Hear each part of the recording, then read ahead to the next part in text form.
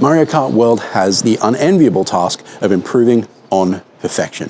Mario Kart 8's reign was a decade long, and it gave Nintendo all the time in the world to get it right. How do you improve on that?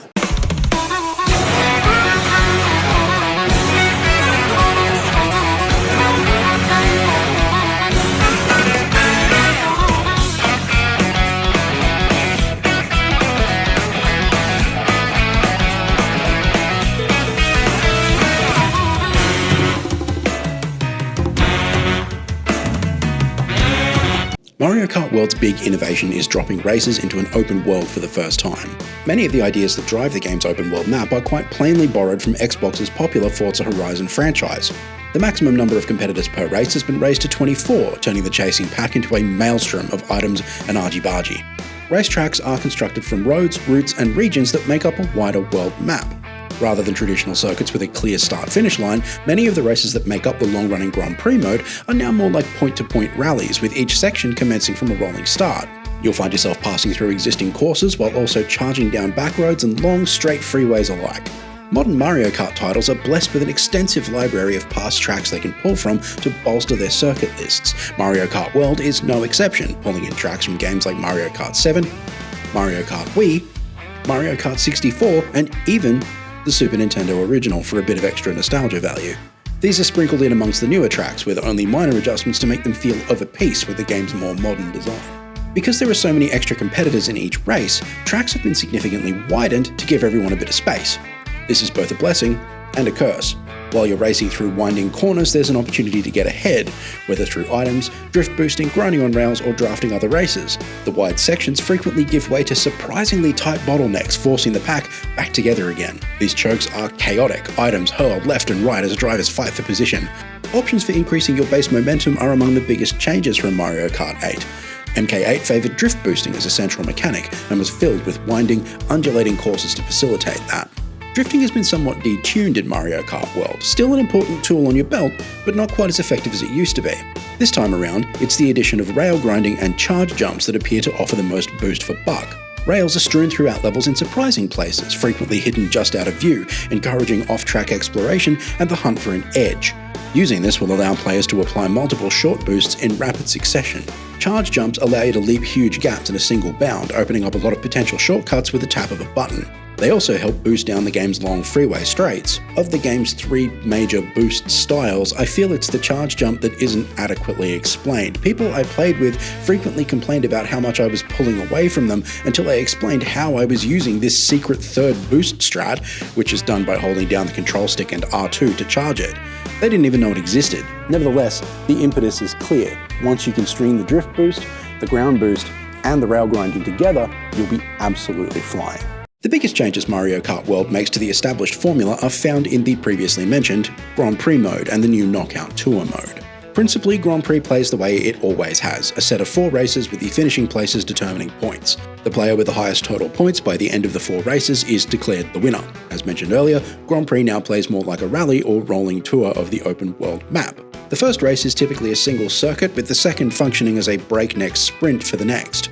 Breaking with tradition, these interstitial sprint races begin on a rolling start rather than a traditional standing start. Knockout Tour is exactly what it says on the tin, a kind of Mario Kart Battle Royale where a field of 24 compete to stay in an ultra-long race across the game's entire map. Players will need to arrive at major checkpoints at or above the gradually increasing knockout tier. The first comes quickly, taking out everyone running in 20th to 24th place, then 16th to 20th, and so on, the field whittled down until only the top 4 places are left. The 4 surviving frontrunners must then make a do-or-die charge all the way to the finish line.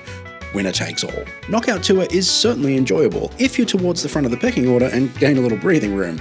Getting caught in the swirling item vortex that is the center of the pack is a one-way ticket to dead last and a game over screen, which is frequently frustrating.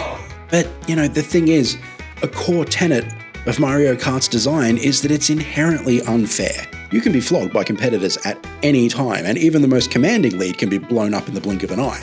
In Knockout Tour, these moments feel especially unfair because it frequently ends with you bowing out at the next checkpoint. As long as you know what you're getting into and can accept that failure is likely, you'll have a great time. Otherwise, the remaining modes, Time Trials and Battle Mode, are pretty standard fare. Time Trials are and remain the province of the speedrunners, the shortcut hunters, and the world record chasers. They're useful for learning tracks and really starting to understand how to make the most of every single boost and jump and shortcut, but beyond that, it's really about setting a fastest time and seeing if you can beat it. Battle Mode, in which players fight over coins or pop balloons attached to each other's carts, has been off the roster for a minute, and it is nice to see it return. It will either be your cup of tea or it very much won't be, that is entirely up to you.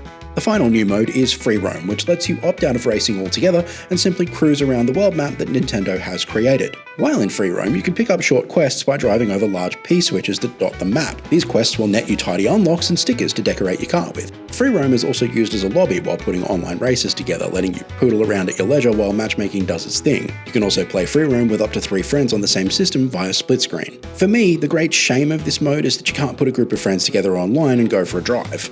In Forza Horizon, this is called a convoy, a group of up to 12 players that can cruise around the open world at their leisure, making their own fun and embracing the joy of the drive.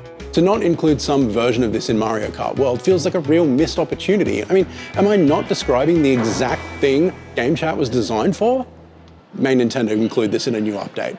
Mario Kart World has a great many characters and costumes to unlock. Nintendo actually put some work into the roster this time, and this is a good thing. A more careful selection criteria for playable races was needed after Mario Kart 8 padded out the roster with what felt like hundreds of Bowser's children, presumably competing for child support payments. Kart selection now determines the kind of stats you'll enjoy, and the paraglider from Mario Kart 8 has been removed. Your kart will instead turn into a plane when you leap over a tall jump. New karts are unlocked by collecting coins while racing. Every 100 coins you collect will unlock a fresh set of wheels. As for characters, new ones are unlocked through a couple of different ways. DK, for instance, is unlocked after completing the Mushroom Cup. Now, I personally think that making DK an unlockable character is sacrilegious. He should be part of the core roster. Others, like the obstacle characters like the famous cow, for instance, and other costumes, are unlocked using a specific in-game item that changes your appearance. Once unlocked, they're added to the roster. There are a lot of them, so completionists will have to do a lot of driving if they want to collect them all. It's a more interesting cast with a more interesting methodology for unlocks. It's kind of similar to Smash Brothers in many ways, tempting you to make one more run just to see what you can get back out of it. Keeping an eye on the game's many computer-controlled opponents will also provide a few spoilers as to which outfits you may not have unlocked yet or can potentially find in the area. The game's most vaunted new addition is the open world, but I'm just not sure Nintendo knows how to use it. They found a lot of ways to put it to work, don't get me wrong, but despite the game's title, it isn't the star of the show. In Forza Horizon, the open world is the game's primary mode, a space to drive around in looking for races and other challenges. In Mario Kart World, the opposite is true. The open world is something you interact with only as an optional cooldown room, a refuge away from the stress of racing. In all other respects, the only interaction you'll have with the game's much ballyhooed open world is screaming through it at a great rate of knots, desperately trying to outrun yet another blue shell. As I said earlier, there are plenty of challenges and secrets to find in the open world, but you need to find the will to do it all. In a series as long-standing as Mario Kart, you have to try new things, and I'm glad to see Nintendo branching out.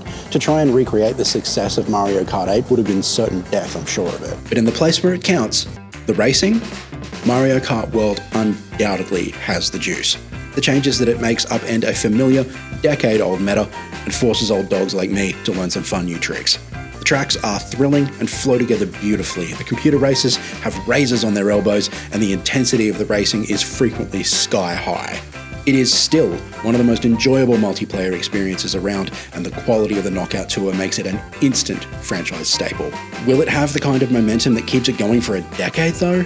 After the success of Mario Kart 8 Deluxe's Switch DLC program, I fully expect to see Nintendo announcing another expansion pass within the year. Mario Kart, mates, all these years, and still in pole position.